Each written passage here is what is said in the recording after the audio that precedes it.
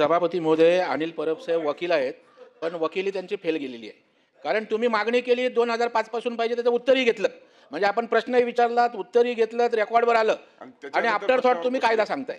म्हणजे हेच फक्त मी पण निदर्शनास आणतो. कायदा हा प्रश्न आल्या आल्या तुम्ही सांगायला पाहिजे होता. त्याच्यावर सभापतींनी काय रुलिंग दिली असतं. चर्चा सगळी सोपस्कर पूर्ण झाली. आपलं बोलून झालं, उत्तर घेऊन झालं. नाही, सभापती महोदय, मी कायदा बोलतोय म्हणून नियमानेच बोलतोय की हे खरं आहे.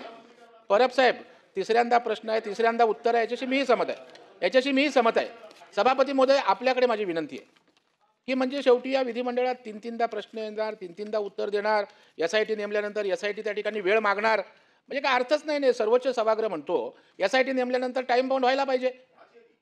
आम्ही त्या ठिकाणी काळजी घेतो. माझा अहवाल झाला 3 महिन्यात, मी 2.5 महिन्यात केला. जर आम्ही लोकप्रतिनिधी एवढे सतर्क असू तर माझी विनंती एवढीच आहे की SITचा आणखी टाइम बाउंड, नाही, SITने वेळ मागितला ना वाढून आपल्याकडे, आपण देणार आहात की नाही मला माहीत नाही, परंतु SITला बा महिन्याचा वेळ, टाइम बाउंड काहीतरी करा ना. टाइम बाउंड जर केलं नाही तर असंच भिजत राहतं. प्रश्न येतात, उत्तरं देतात, न्याय मिळत नाही. सभापती, माझा एवढाच प्रश्न आहे